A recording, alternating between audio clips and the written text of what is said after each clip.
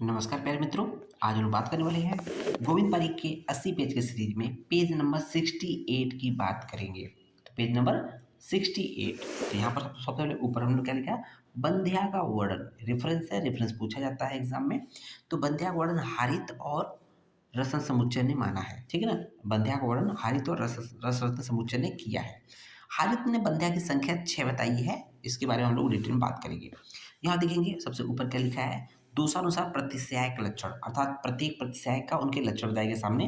देखेंगे वातज प्रतिशय, जो वातज प्रतिशय होता है, राइनाइटिस होती है वातज राइनाइटिस, उसमें क्या है, तनुस्राव प्रवर्तनी, मतलब पतला स्राव होगा, नाक से पानी आएगा लेकिन पतला होगा।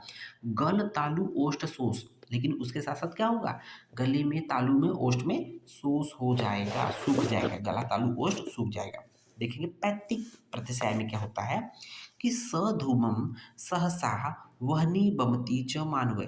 तो इसका नाक से ऐसी धुएं के साथ चीजें निकलेंगी, साथ ही साथ ऐसा लगेगा कि वहनी बमती च मानवय, अग्नि जैसे निकल रही हो, सांस जब बाहर छोड़ेगा ना तो ऐसा लगेगा कि बहुत गर्म सांस छोड़ेगा, ठीक है ना। तो सधूमम सहसा वहनीम वमती च मानवय, ठीक है। तो कफज जो प्रतिशय होता है, कफज राइनाइटिस होती है, उसमें क्या लक्षण होता है, क्या सून अच्छ, अच्छ में होता है नेत्र। तो देखेंगे कफज प्रतिशय वाले जो व्यक्ति होगा उसकी नेत्र में सूजन होगी, क्योंकि इन्फेक्शन नेत्र में पहुंच जाता है तो वहां पर पलके सूज जाती है, उसको बोलते हैं सूनच। साथ ही साथ गल तालु ओष्ठ कंडू, गले में तालु में ओष्ठ में कंडू अर्थात इचिंग हो जाएगी, तो इन्फेक्शन यहाँ तक पहुंच जाएगा। उसको देखिए सन्निपातज, सन्निपातिक जो प्रतिशय होता है उसका लक्षण वेरी वेरी इंपॉर्टेंट है, एक सौ अक्सर पूछा जाता है। भूत्वा भूत्वा प्रतिशयो यु अकस्मात निवर्तते, मतलब जो सन्निपातिक प्रतिशय होता है उसको मतलब बार बार प्रतिशय हो जाएगा और बार बार ठीक हो जाएगा। यो अकस्मात निवर्तते, इसका मतलब कैसे याद करेंगे, सन्निपातिक भूत याद लगेंगे। सन्निपातिक भूत, भूतवा भूतवा मतलब सन्निपातिक भूत होते हैं, सन्निपातिक भूत होते हैं। तो भूतवा भूतवा प्रतिशयो यो अकस्मात निवर्तते याद हो जाएगा। रक्तज प्रतिशय देख लेंगे तो ताम्र अच्छस, जो नेत्र होगा वो ताम्र के वर्ण का होगा, ब्रास है पीतल के कलर का होगा, तो ताम्र के वर्ण का होगा। साथ ही साथ गंधात न वेदी, उसको गंध का ज्ञान नहीं होगा। कृमि मूर्ध विकारण, सिर में कीड़ी कृमि पड़ जाएंगे, ये होगा आपका रक्तज प्रतिशय का लक्षण है। दुष्ट प्रतिशय के लक्षण देखेंगे, प्रक्लिधति पुनर्नाशा पुनश्च परिशुष्यति मुहुर अनाहुच अपि मुहुर विव्रियति। इसका मतलब क्या है कि प्रग्लिधति पुनर्नाशा, मतलब नासा कभी सूखी रहेगी कभी गीली रहेगी, कभी सूखी कभी गीली, ऐसा बोला। प्रक्लिधति, क्लिधति मतलब होता है गल गीला होना, पुनर्नाशा पहले गीली हो जाएगी, पुनश्च परिशुष्यति पुनः सूख जाएगी, मीन्स पहले कुछ समय के लिए सूखी रहेगी फिर गीली हो जाएगी, कुछ समय के लिए सूखी रहेगी फिर गीलेगी, ये प्रक्रिया चलती रहती है। और क्या है, मुहुर अनाहो च अपि मुहुर विव्रियति, कभी अना अर्थात नेजल ऑब्स्ट्रक्शन रहेगा कभी खुला रहेगा। तो ये चीजें दुष्ट प्रतिशय में मिलता है। अब यहाँ देखेंगे पॉइंट है पंचसार। पंचसार में 5 चीजें हैं, 5 सार है क्या, दुग्ध, शर्करा, पिपली, शहद, घृत। तो ध्यान दीजिएगा, जो पिपली है थोड़ा सा अलग चीज हो गया, नहीं तो क्या है, देखेंगे दुग्ध है, शर्करा है, शहद है, घृत है, ये प्लस पिपली, ध्यान रखिएगा, ठीक है ना। अब ये पंचसार का प्रयोग कहाँ पर करते हैं, तो क्षय रोग में, देखेंगे क्षय रोग में, विषम ज्वर, छतछीड़ और शोष की कंडीशन में पंचसार का प्रयोग किया जाता है। क्षय अर्थात जो भी धातुओं क्षय हुआ, छतछीड़ हुआ हो, शोष हुआ हो, ट्यूबरकुलोसिस हुआ हो, रोग अचमा हुआ, उस कंडीशन में पंचसार, तो दूध है, शर्करा है, घृत है, शहद है इत्यादि, देखिए अच्छी चीजें हैं। उसके बाद देखेंगे दोषानुसार प्रमुख अतिसार के लक्षण। देखेंगे जो पित्तज अतिसार होता है, वेगान मांस तोय, वेगान मांस तोय का मतलब है वेगात, तो मांस तोय, मांस तोय मतलब मांस के जो धोवन होती है, जैसे आप किसी मांस को धुलते हैं तो उसका पानी कैसा होगा, रेडिश हो जाता है। तो मांस के धुलने के पानी के समान जो है वेग की प्रवृत्ति होती है अतिसार में, मल जो है मांस के धोवन के समान निकलेगा। कफज अतिसार में क्या लक्षण है, वेग आशंकी, हमेशा उसको ऐसा महसूस होगा कि उसको जाना ही है, मतलब उसको लैट्रिन हो जाएगा, ऐसा वेग का संकेत रहेगा। सृष्ट विट को अपी भूय निःस्वन हृष्ट रोम, ये कुछ इंपॉर्टेंट पॉइंट है, ध्यान दीजिएगा। जो कफज अतिसार होता है हमेशा वेग का आसंकी होता है, उसको हमेशा ही लग रहेगा कि मुझे अब जाएंगे तो हो जाएगा, जाएंगे तो हो जाएगा, ऐसा रोग बताते भी हैं, ठीक है ना। सूखज अतिसार के लक्षण देखेंगे, काकड़ंती प्रकाशम, काकड़ंती बोलते हैं घुघची को, ठीक है ना, काकड़ंती बोलते हैं घुघची को। तो उसके रक्त वर्ण के बीज होते हैं उसके समान प्रकाशित होगा। सगंधम निर्गंधम हुआ, हो सकता है कि इसमें जो दुर्गंध के साथ हो या बिना गंध के साथ हो। तो देखिए कुछ दुर्निवारणीय रोग की बात किया है, दुर्निवारणीय रोग की बात किया है, ये बात सुश्रुत कर रहे हैं। तो उसमें दुर्निवारणीय रोग कौन कौन से होते हैं?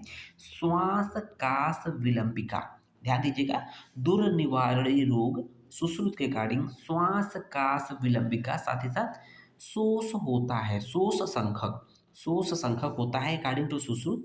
लेकिन चरक ने वस्ती कुंडल को निवारणीय रोग में काउंट किया है, ठीक है ना। उसको देखेंगे प्रतिमर्श से संबंधित पॉइंट है, प्रतिमर्श नस्य के काल इंपॉर्टेंट है, वेरी वेरी इंपॉर्टेंट है।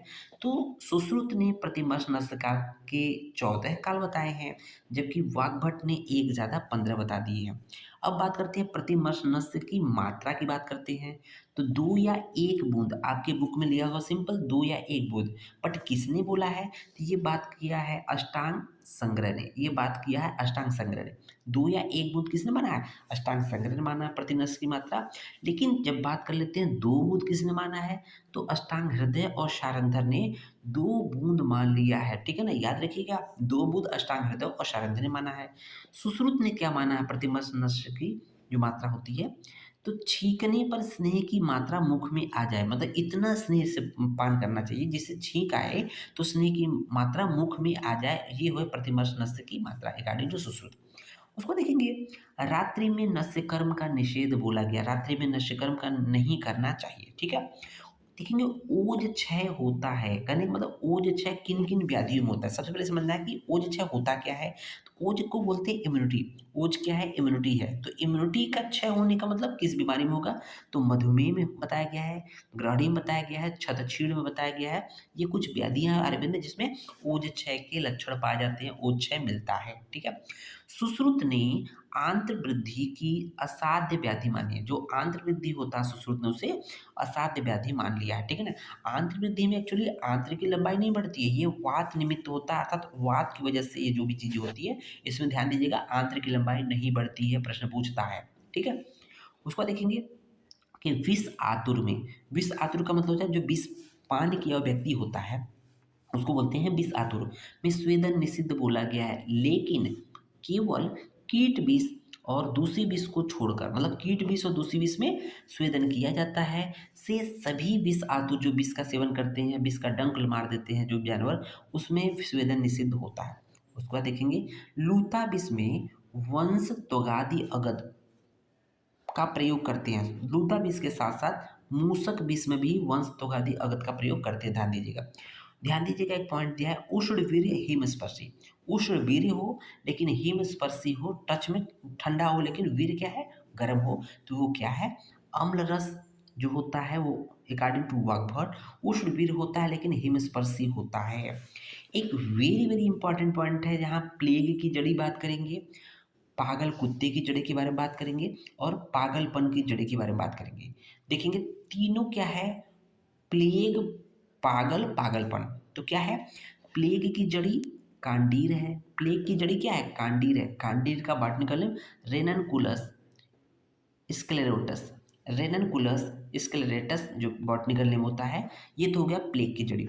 लेकिन पागल कुत्ते की जड़ी की बात करेंगे तो नीलिका को बोला गया है, लेकिन पागलपन की जड़ी की बात करेंगे तो सर्पगंधा को बोला गया है, ठीक है ना। तो प्लेग की जड़ी कांडीर है, पागल कुत्ते की जड़ी जो है नीलिका है, और पागलपन की जड़ी सर्पगंधा होती है, सर्पगंधा अर्थात राउल्फिया सर्पेंटाइना जिसको हम लोग बोलते हैं, ठीक है ना। इसका देखेंगे सर्वदोष प्रकोपक ऋतु है वर्षा ऋतु। वर्षा ऋतु क्या है? सर्वदोष प्रकोपक ऋतु है। और एक प्रश्न यहाँ पर और बन जाता है कि सभी दोषों की साम्यावस्था किस ऋतु में होती है? तो शरद ऋतु में सभी दोषों की साम्यावस्था होती है, जबकि सभी दोषों को प्रकोपक ऋतु वर्षा ऋतु होती है। इसको देखेंगे विषम ज्वर के भेद। चरक ने, सुश्रुत ने 5 भेद माने हैं और काश्यप ने 4 भेद मान लिए, ठीक है ना। नेक्स्ट बंध्या स्त्री के भेद। तो बंध्या स्त्री या बंध्या के भेद कितने होते हैं? हारित ने 6 भेद बोले हैं, रस समुच्चय ने 9 भेद बोले हैं, चरक ने 3 भेद बोले हैं, ठीक है ना, ध्यान दीजिएगा। जो रसन समुच्चय ने बोला है उसमें काक बंध्या होता है, उसमें पित्तज दोष होता है, ठीक है। उसको देखेंगे चरकाचार्य की उपाधि दी गई है, चरकाचार्य की उपाधि किसे दी गई है? धर्मदास वैद्य को। प्रश्न पूछता है चरकाचार्य की उपाधि किसे दी गई है? धर्मदास वैद्य जी को। आयुर्वेद को षोडश अंग में विभक्त किया गया है, वेरी वेरी इंपॉर्टेंट है। पंडित जगन्नाथ प्रसाद शुक्ल, पंडित जेपी शुक्ल, पंडित जेपी शुक्ल, जेपीएस, ठीक है ना। आयुर्वेद को षोडशांग में विभक्त किया, आयुर्वेद को षोडश अंगों था 16 अंगों में विभक्त किया है, किसने? पंडित जगन्नाथ प्रसाद शुक्ल ने। सो देखिए गौरक्ष संहिता के लेखक कौन है? सत शाहस्त्री जो है गौरव संहिता के लेखक है। उसको देखेंगे षोडशांग हृदयम के लेखक प्रियव्रत शर्मा जी हैं। उपाध्याय उपाय हृदयम के लेखक नागार्जुन जी हैं। तो ये कुछ छोटे छोटे पॉइंट है, इसको जरूर याद कर लीजिए। आग्नेय आयुर्वेद के लेखक है गंगाधर राय जी। वाग्भट ने स्नेह का सर्वश्रेष्ठ अनुपान माना है, लाजा को माना है।